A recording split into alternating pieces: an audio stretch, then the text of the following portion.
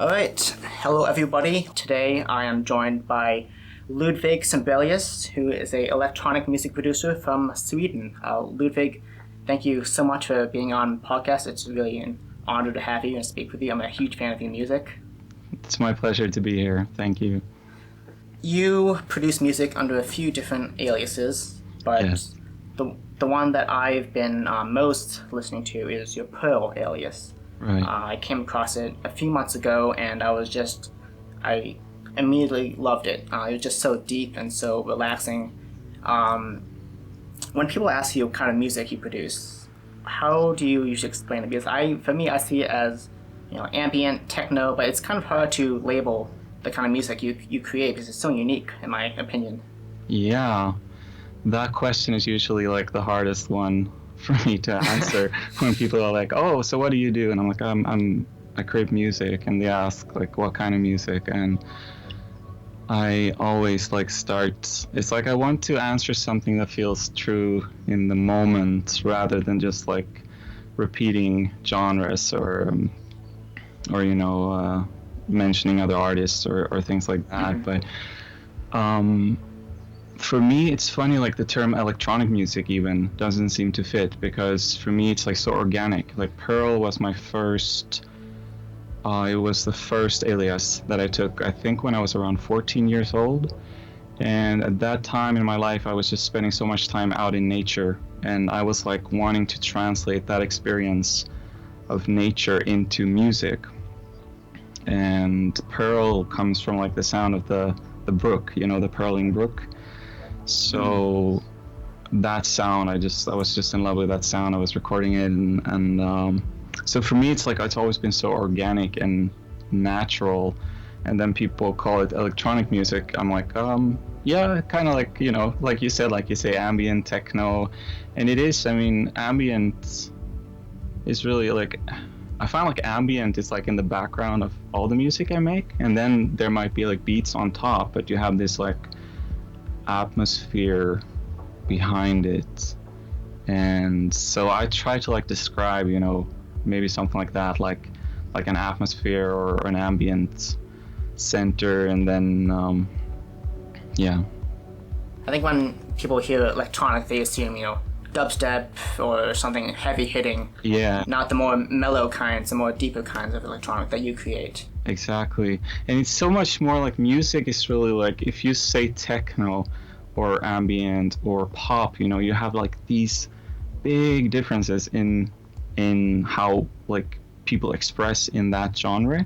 It's really like, it's almost better to speak about like the emotion of the music, like what I'm trying to convey, or the intention behind it, because it seems to say more about what it is, and so I'm kind of like, I think it's hard to talk about the things you really care about, because you feel like whatever words you put on it, you don't really It's not enough. Yeah, you don't capture the essence. That leads me to where I want to go next, which is a small quote from your Bandcamp page that I like to read. And even though you say it is hard to convey in words, I think what you have written does a very good job. And you say, "Music is a language capable of expressing glimpses of the endless depths of beauty and wonder that resides within us all. The deepest wish I have in sharing my music is that it may help you find resonance with the loving essence of who you are." And I think, first of all, that's just beautiful writing. I think you should be an author on the side, maybe. Oh, thank you. I really want to know, where does this passion, this drive, this inspiration come from? Well, first of all, that was really beautiful to hear you read it, because I mean, I always try to tweak, these biographies and descriptions, and to really say what I mean, like, and that sounded so great when you said it. Now it's like when I heard your voice speaking it, I was like, yes, I really nailed it. Well, you wrote it, so I can't take too much credit for it. No, but it's beautiful to hear it back, because then I could just listen and feel it and feel like, yeah, that feels true. I mean, for me personally in my life, like my earliest memories are of music. And my parents have told me, like, when I don't remember the details like that, but before I was like walking and speaking, I was like listening intently and like sitting by the tape recorder and listening to certain tapes, and I had like my favorites, and I had like parts I would listen to over and over. We all run into, you know, struggles and hardships at times, and at those times it was like music was always the center that would like I could come back to and sort of reconnect. Music and nature, because when like during my teens I was feeling very lost and wasn't really like finding my place in the world, you know, in school and in like what do you want to do with your life, and it was really something very personal and private.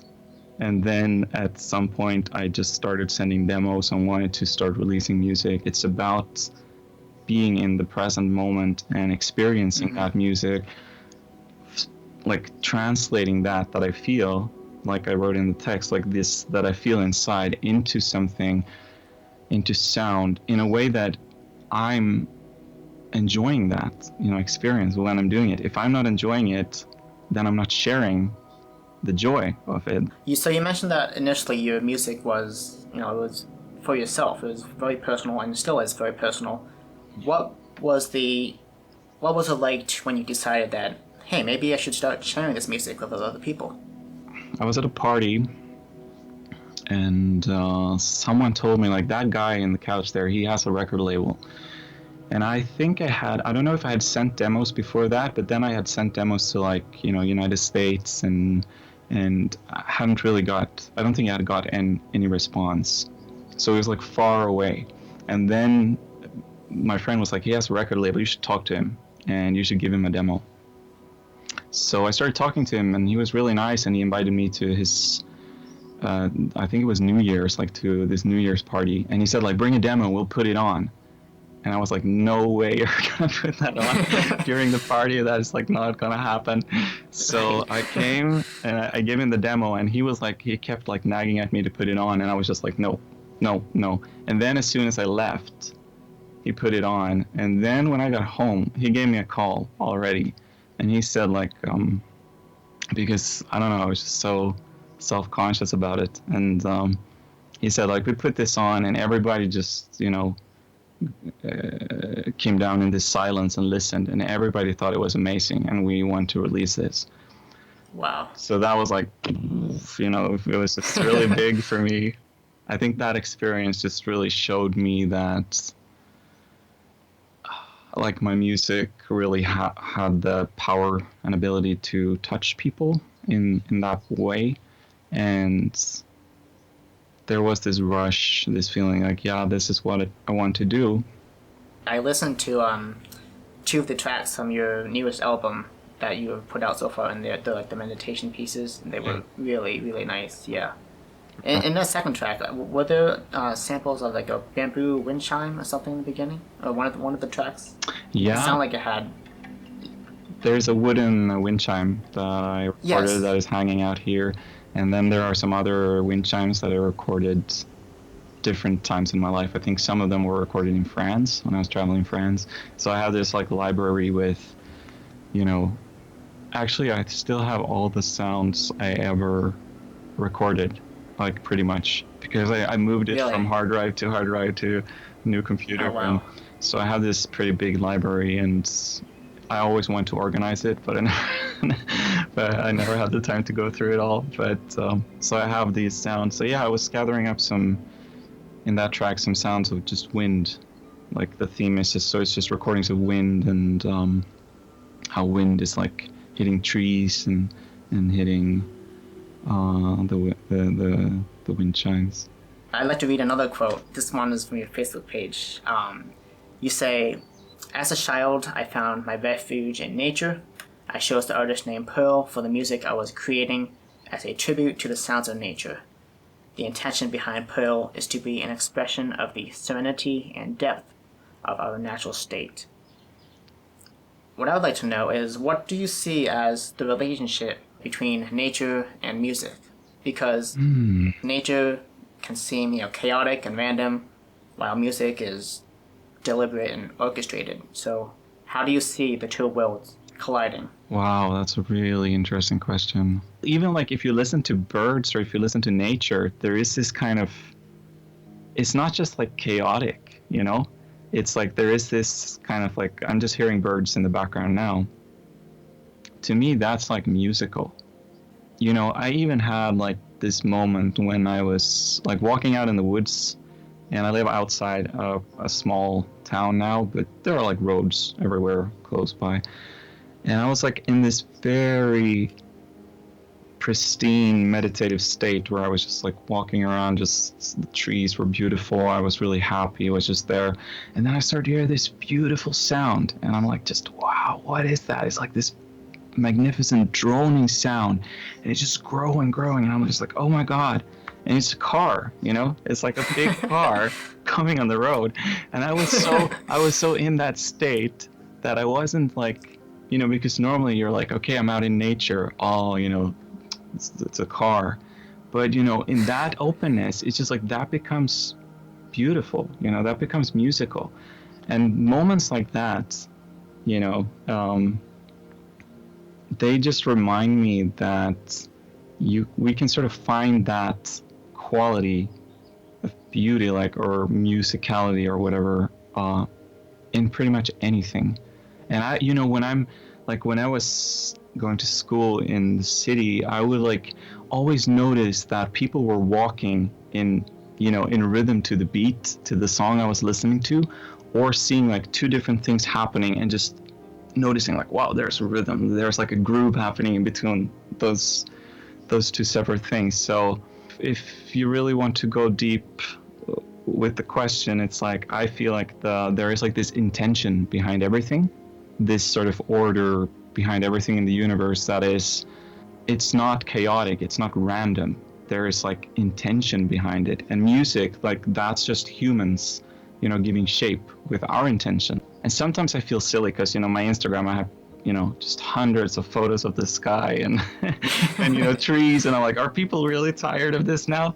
But then I'm like, hey, I'm not tired of it, you know, like this is a new day. The light is different now. This tree looks different today.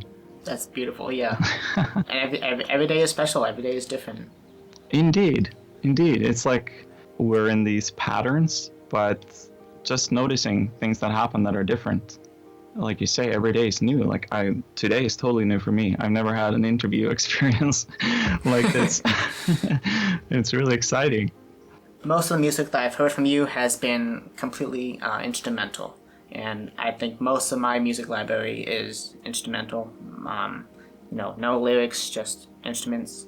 And when I tell this to people, oftentimes they give me this look. They're like, what do you mean, no words? And I tell them my music is no words. I really don't like music with lyrics in them. And I think a lot of people assume that a music or a song doesn't have words, and it's boring or it's pointless, and it doesn't tell a story. And I'd love to hear what are your thoughts on this mindset that, you know, music, it has to have words. Right. That's such a great question too.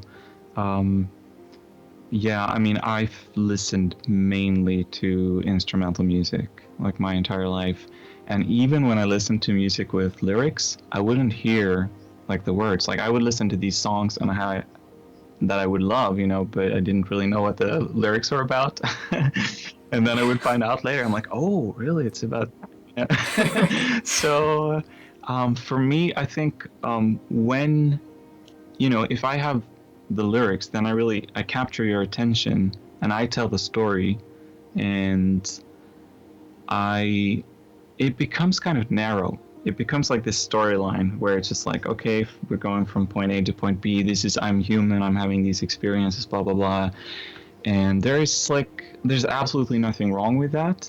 And sometimes I love, you know, listening to music where someone just sings about their life, their experience, whatever, and just, you know, sometimes you can relate a lot to that. And I think maybe for many people when it's instrumental, they might feel a bit lost because they're not told what to think, what to feel. It's like when instrumental music, there is more space for you to have your own experience. That's what music has been for me. It's been this space where I can, you know, be with myself.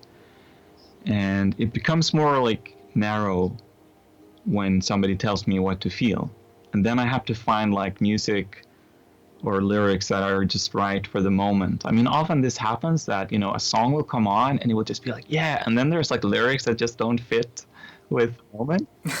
But it's fun because now, like for the past 2 years, so after doing like instrumental music, and I have been singing a lot, but I usually put my voice very far back. In the past, it was because I felt embarrassed, you know, about the sound of my voice. So I was like, had to just drown it in reverb and effects and put it so nobody could hear it except me. But but there are a few songwriters I just and vocalists that I really admire. So I'm like aspiring to something in that direction where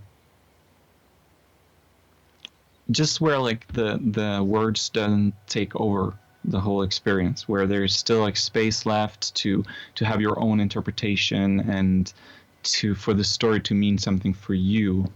And I think that's really an art, and one that I look forward to, you know, exploring for a long time, and because I feel like I'm just in the beginning of that.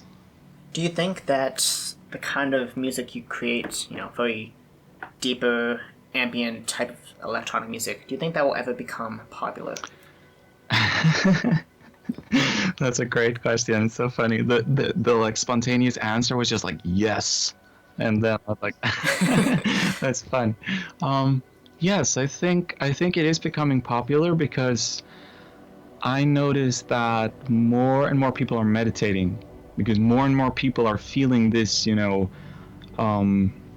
stress, this dissonance, you know, of not being in sync with themselves. What we seek, like what we always seek, is to feel good, you know, is to find happiness, however we perceive that, you know. And when I feel like today more and more people are discovering that happiness is really to be in harmony with myself, and it's not to be found in another person, in a relationship, in a particular position in a job, or in a certain financial status. It's like it's really something to be found within, and I feel like that's where this ambient music really comes in as a very powerful aid to just allow people to settle down in the moment and just be.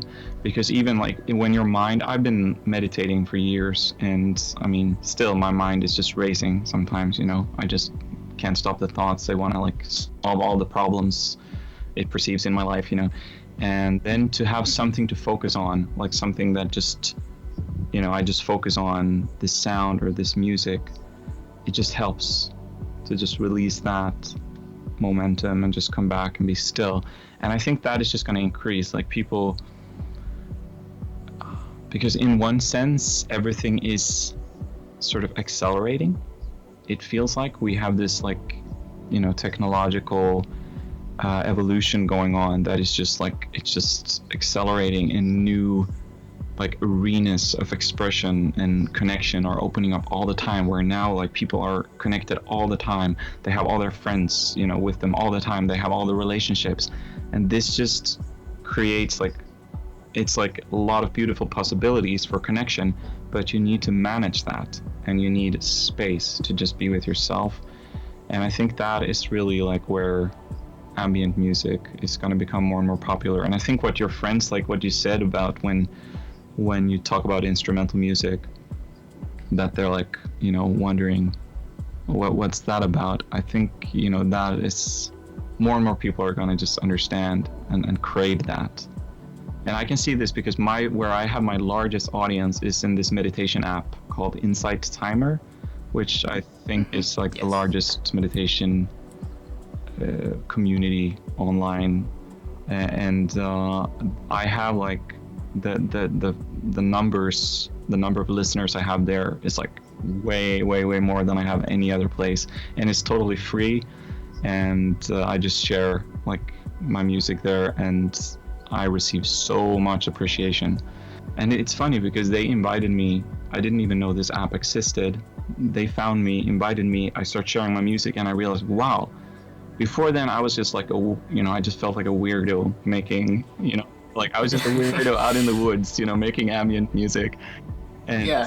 and like this little niche that certain people were interested in, but it was like very small. And then all of a sudden, I'm like, wow, everybody's loving this, and I became like one, like I don't know. I don't even know the numbers, but when I met them, they said I was like one of the biggest music publishers on the app, and I'm just like, wow, that just happened, and it just showed me that wow, I'm really on track, with my music. Because at times in my life, I felt like so like what am I doing with my life? Because it's not been so easy to make a living from the music at all times, and I mean it still is sort of a interesting puzzle for me to figure out how to make all the things connect. But it just showed me like there's really a future here. There's a lot of people who appreciate this really has a place in people's lives. And I started to feel like I'm actually adding a lot of benefit to people's lives. And when I start to forget that, that's when it really starts to feel pointless, but then to be reminded, to have people like you who reach out and just say like, I was really touched by your music. And some people have written me like how the music would just support them during a difficult phase in their life. And those kind of messages, I save them in this like folder to read on a rainy day, just to remind myself like that there is this, this is like my gift. This is my gift to the world. This is the most beautiful thing I know, and this is what I want to share. And I really believe that there is, there's a big future for music that is like, conducive for just well-being and for just being with ourselves. Ludvig, I want to thank you not only for joining me in the podcast today, but for the music you've created. I cannot say that all the songs I listen to now I'll be listening to in 20 years from now, but I'm very confident that many, many years from now I will still be listening to your music. And I look forward to seeing where you go with your music and with your life. And I just want to say thank you for bringing your music to the world. As you say, it is your gift, and I want to thank you for sharing it with everybody. Thank you so much. Your stuff is beautiful. You're so talented and so unique. And yes, once again, just thank you. That's so beautiful to hear, and it means a lot. And I'm just grateful for you wanting to connect with me, wanting to listen to me talk, and for doing this interview. And it's beautiful. So thank you so much. Maybe you can touch base again in the future. Absolutely. I would love to have this conversation again in a year or something and see where things ended up. Absolutely. Yeah, for both of us. Well, once again, I wish you the best of luck with everything, and I hope you have a wonderful evening. Thanks. You too. So, all right, Ludvig. Are we ending? I'm just wondering if we're ending the recording or actually saying goodbye. I'm not sure. I was just going for a goodbye. I was kind of caught up in the moment, I kind of forgot about the camera. I didn't even know we're doing a podcast anymore. And I was just ruining it because I was like, I don't know if he's gonna hang up on me now.